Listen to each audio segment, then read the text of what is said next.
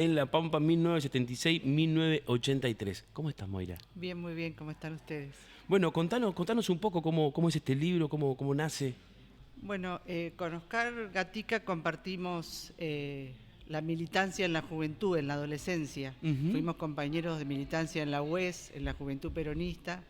Él también tuvo actividad sindical y me invitó, no es la primera vez ya, a contar mi testimonio, a dar mi testimonio sobre lo que fue la dictadura en La Pampa en 1976, el golpe de Estado y nuestra experiencia. Bueno, entonces hará una semana él hizo el acto principal, digamos, de presentación, con la presencia de Hugo Chumbita, que es el autor del prólogo. Yo en ese momento no podía estar y hoy me confirmó que se presentaba en el marco de la Feria del Libro y bueno, aquí sí pude estar presente y bueno, compartir con él este momento y escuchar otros testimonios muy importantes, muy válidos y digamos, muy cercanos a nuestros afectos. Moira, son una familia ustedes que han estado atravesadas por la dictadura. Pienso en Edgar como fundador del movimiento de los derechos humanos, el movimiento popular, también una piedra fundamental de la Asociación Pampeana de Escritores. ¿Qué te remueve o qué te genera que esto se haya publicado y que de alguna manera también cuente parte de su historia?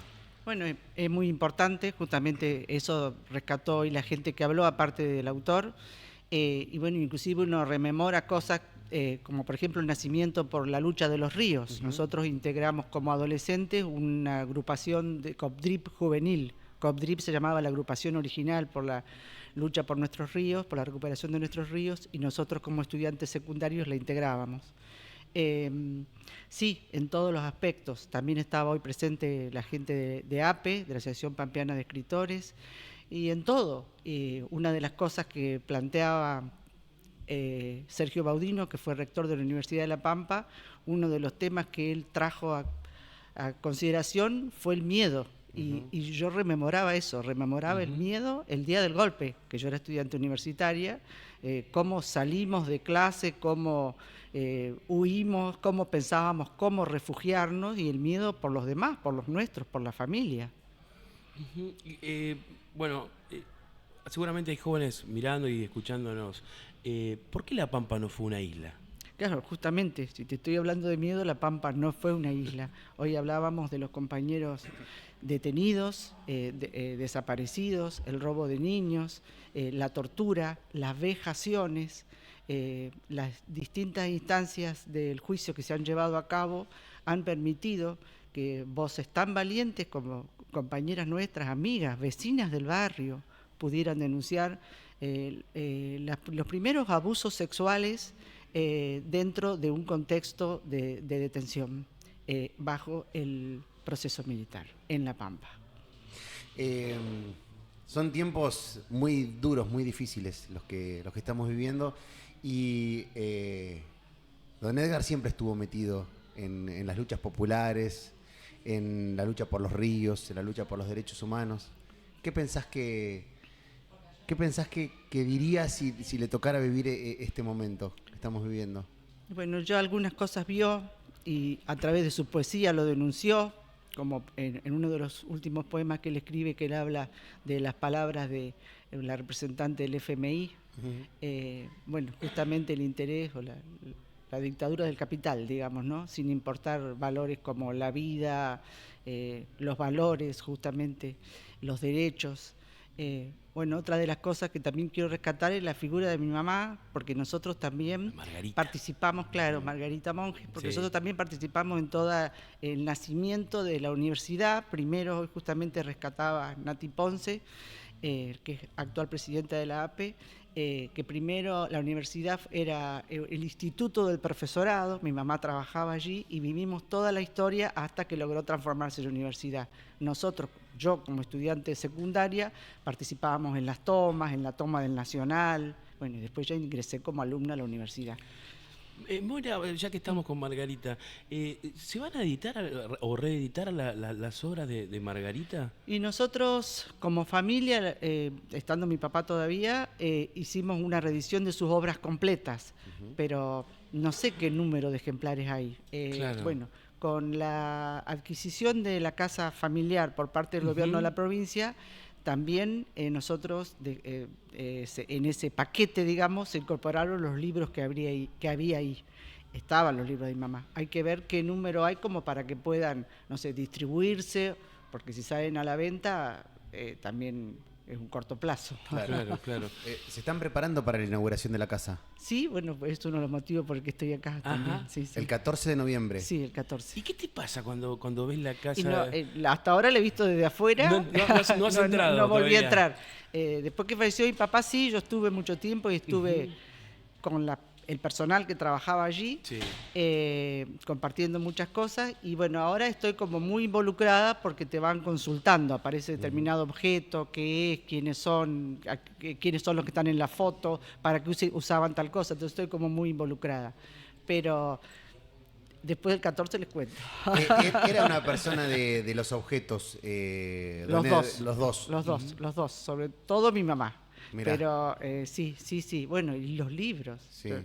Yo creo que se deben haber vuelto locos para organizar la biblioteca, porque las bibliotecas de mi casa tenían en cada estante 3 hileras de libros. Entonces, impresionante la cantidad de libros que había. Y además era un ser ceremonioso, Sí. don Edgar. Vos pasabas por su casa Claro. y te sentaba con el mate y te leía lo último que había hecho. Tal cual. A la hora de cocinar, era buen cocinero también. Excelente cocinero, excelente cocinero. Uno de los recuerdos, viste que a veces te preguntan, no sé, ¿qué olores recordás? Yo, por ejemplo, recuerdo el olor de la comida que cocinaba mi papá, porque mi papá era excelente cocinero. En la familia nuestra los hombres son muy buenos cocineros. ¿Recordás vos el día en que compraron esa casa? ¿Cuando fueron a vivir ahí? El día no, pero sí sé cuándo... ¿Qué fue después del 25 de mayo? Y nosotros, lo que pasa es que, digamos, toda nuestra vida familiar fue así. Mi papá era agrimensor. Sí. Sí.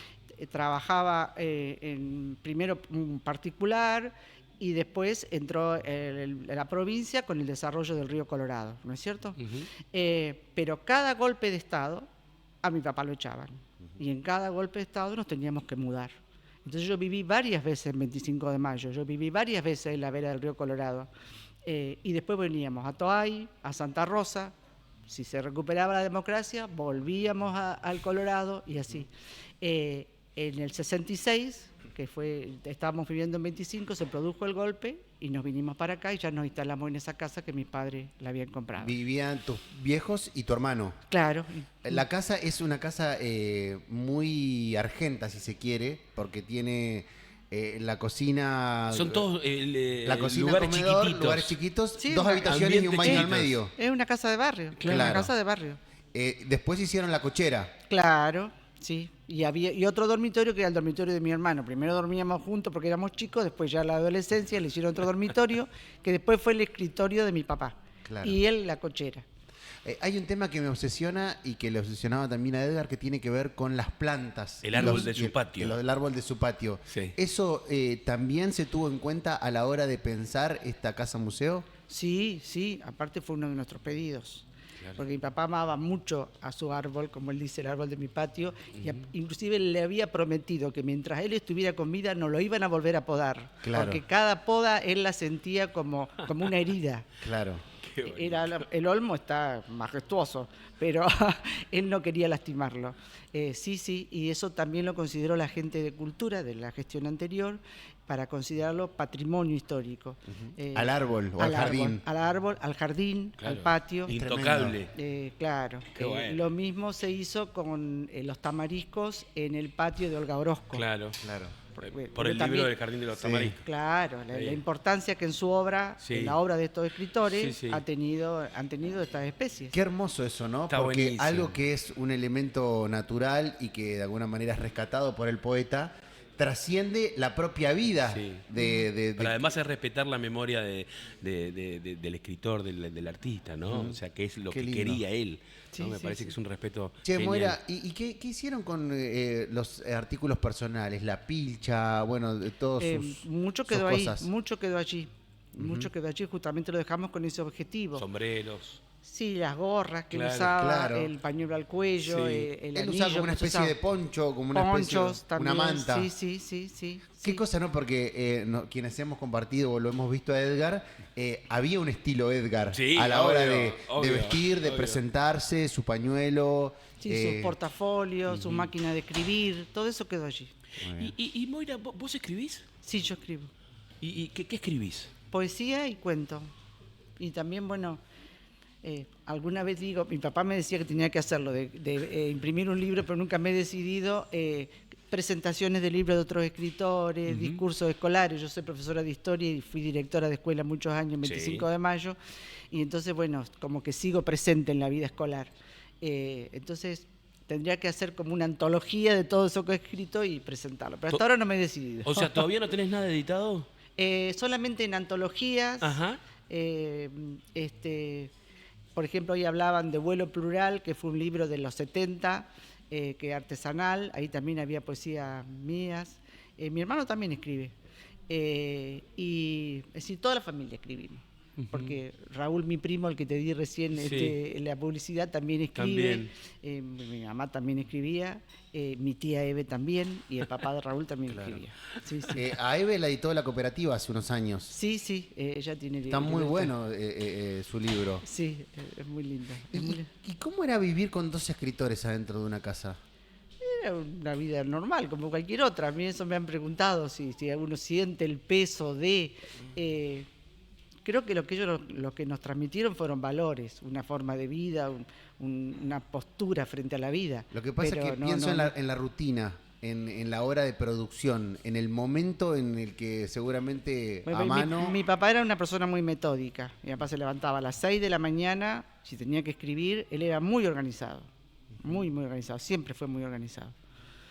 Y había como ciertos códigos de no interrumpir ese momento. Se respetaba, pero no era algo tampoco tan tajante. Siempre, inclusive cuando llegaron los nietos, siempre nos agradeció que lo trajéramos a la vida diaria, digamos, que interrumpiéramos su rutina y que la trajéramos, que yo la bulla, la alegría. Compartía mucho con sus nietos, por ejemplo, yo la música, mis dos hijos mayores son músicos. Y él hasta grabó uno de sus poemas en medio de un rock pesadísimo, que no te quiero decir con qué empieza el primer verso porque es irreproducible. Y él, chocho y feliz, compartiendo esos momentos con sus nietos. O llamarlos para preguntar qué es la música pentatónica porque quería incorporarla en un poema. Ese nexo es único. ¿Y tu madre? También, mi mamá también. Mi mamá compartió muchísimo con los chicos, disfrutaban mucho la naturaleza, los paseos, ellos en 25 ir a la chacra, estar al aire libre, los animales, los cuentos, las canciones. Bueno, una de las cosas de ser hijos de escritores es la lectura. Yo a veces pienso que yo leía a los 12 años cosas que a lo mejor una persona lee a los 40. Digamos, no me decían, esto no se lee. Claro, lo tenías ahí además. Sí. Y bueno, mi mamá, que era profesora de inglés, también me abrió a todo el mundo de la literatura inglesa.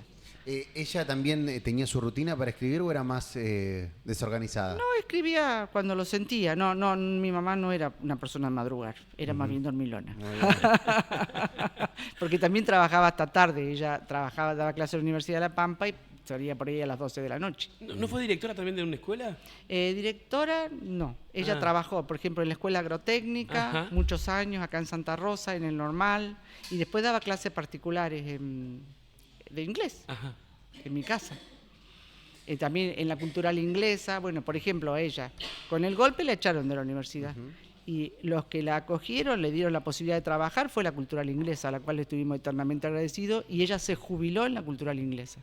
Después, con la reapertura de la democracia, se hizo el reconocimiento para que ella volviera y qué sé yo, pero digamos, su reinserción laboral fue en lo privado. Está disponible el libro de Margarita Monge, seguramente en el stand de aquí de la Feria del Libro. Es su obra reunida. Sí. Y bueno, los libros de Edgar obviamente que van a poder conseguirlos acá. ¿Hay más material que van a editar próximamente de Edgar o de Margarita ahora el gobierno? No hemos hablado de eso. El gobierno no sé. El último libro lo presentamos con la familia, que fue en marzo. El último libro de mi papá. Bien. ¿Todos escriben? ¿Todos hacen vino? No, solamente mi hermano. Tomamos, pero solamente mi hermano. Las nuevas generaciones muchos no toman vino. Mate tomamos todos. El 14 de noviembre se inaugura entonces la Ahí Casa estaremos. Museo Edgar Morisoli, Margarita Monge, lleva los dos nombres. Sí, los dos nombres. Y recordemos la dirección, porque es un pasaje maravilloso. Sí, también. Sí. El El lugar. pasaje Pringles 1044. De la Villa Santillán. ¿O qué barrio Sí, es ese? nosotros, cuando recién nos instalamos era Barrio Molas. Ajá, Ahora no sé cómo mirá. es el nombre, porque justamente era la quinta de Molas, Claro. la zona. No sé ahora cómo es el nombre. Además, el pasaje cambió de nombre. Cuando nosotros recién nos instalamos, se llamaba pasaje sin nombre. Después le pusieron pasaje Pringles, que a mi papá le gustaba mucho que se llamara Pringles, porque Pringles era un héroe de la independencia. Claro. Estaba en todas. Gracias, Moira. Bueno, Moira, muchísimas muchas gracias a gracias. ustedes. Muchísimas gracias a ustedes.